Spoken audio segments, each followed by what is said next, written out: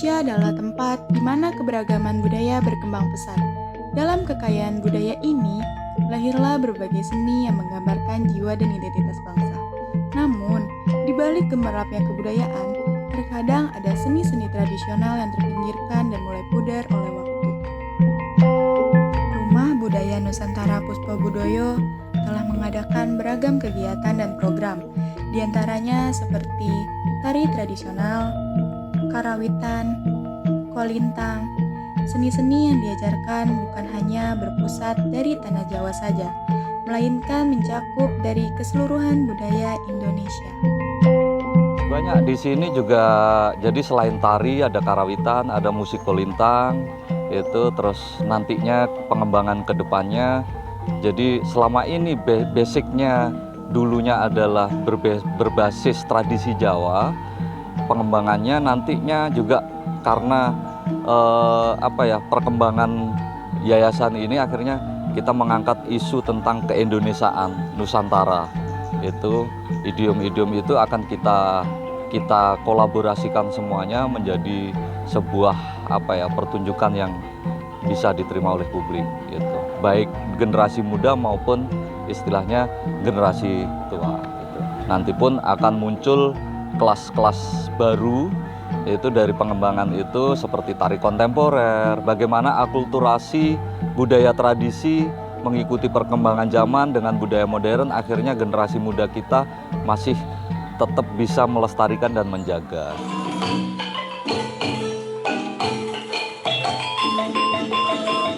Di Rumah Budaya Nusantara Puspo Budoyo, seni tradisional tidak hanya diajarkan, tetapi juga dihayati.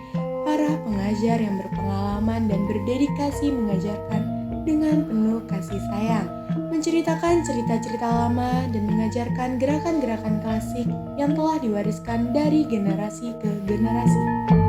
Jadi ada beberapa kelas, seperti kelas tari itu ada kelas tari basic, terus kelas tari lanjut itu per usia, jadi ada usia anak-anak, dewasa maupun untuk usia 40 ke atas ya, 40 ke atas. Jadi di kelas dewasa pun akan dibagi jenjang-jenjangnya juga. Jadi ada kelas basic mempelajari semua bentuk tarian, tidak hanya Jawa, ada Sunda, tari klasik Sunda, ada tari Melayu, Papua, Kalimantan, seperti itu. Dan di sini ada tingkat-tingkatannya dan tiap tahun itu ada evaluasi yang nantinya ketika memenuhi standarisasi yang sudah keterampilan, skill dan segala macamnya, pertimbangannya itu ada indikator penilaiannya. Dari situ ada sertifikat kelulusan. Yang tidak lulus nantinya juga akan masuk ke kelas pendalaman. Setelah kelas pendalaman istilahnya nanti ada kelas advance yang bisa mempelajari bentuk-bentuk yang lain, pengembangan dari tradisi ke modern seperti itu. Rumah Budaya Nusantara Puspo Budoyo telah memperkenalkan kesenian tradisional ke kancah internasional melalui berbagai festival di berbagai penjuru dunia. Ada momen beberapa tahun lalu mengikuti kegiatan folklore di Spanyol, di Belanda, terus kita tahun ini dapat undangan di Italia. Itu cuman masih dalam tahap proses latihan. Terus kemarin kita diundang oleh lembaga kebudayaan di Cina seperti itu. Terus akhirnya responnya bagus. Akhir tahun ini mudah-mudahan kita berangkat lagi ke sana gitu, ke Cina. Umur aku sekarang 22 tahun, bekerja sebagai guru dan sebagai pelatih tari juga. Aku itu di sini dari umur 8-9 tahun. Pokoknya aku ingat aku tuh masuk sini kelas 3 SD, sekitar kelas 3 SD. Gitu. Kalau mulai mengajar aku dari tahun 2019, karena pada saat itu pelatih aku sendiri kan lagi nyari asisten kan.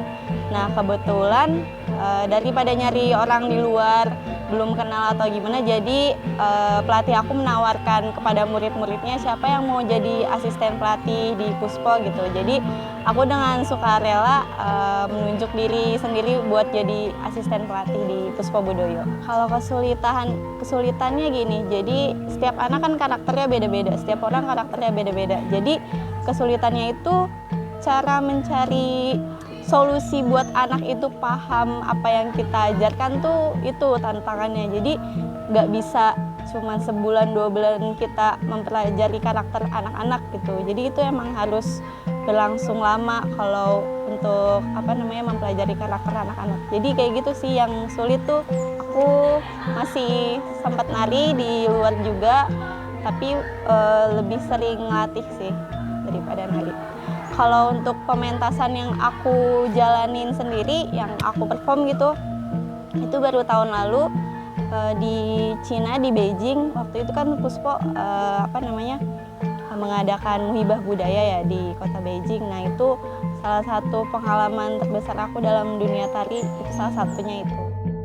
Dengan semangat cinta terhadap seni tradisional Indonesia, Haji Luluk Sumiarso bersama istrinya Haris Sulistyowati membentuk Fondasi Rumah Budaya Nusantara Puspo Budoyo. Ibu Haris Sulistyowati adalah seorang penari tari tradisional dan suaminya yang memiliki kecintaan mendalam pada kesenian tradisional. Bersama-sama menjadi pionir dalam upaya pelestarian dan pengembangan seni budaya Indonesia melalui sanggar ini. Ya, jadi ini adalah dulu namanya Sanggar Puspo Budoyo, tapi karena semakin besar kegiatannya menjadi Rumah Budaya Nusantara Puspo Budoyo. Saya Luluk Sumiarso sebagai pendiri dan pembina sanggar ini atau rumah budaya ini, yang sekarang manajemennya dipegang oleh anak saya Sastri Darsono ya. Kalau lahan ini ya kami beli tahun 76 ya, masih istilahnya masih sepi sekali, jalan juga masih tanah dan batu ya. Kami beli, terus dalam perjalanannya ya kita berhasil membuat ini lah. Kenapa kita buat sanggar ini? Suatu ketika pas saya dinas ke India sama istri ya, di sana lihat sekalian lihat namanya Taj Mahal ya. Saya sampai di sini ya mau ngasih hadiah kepada istri saya ya.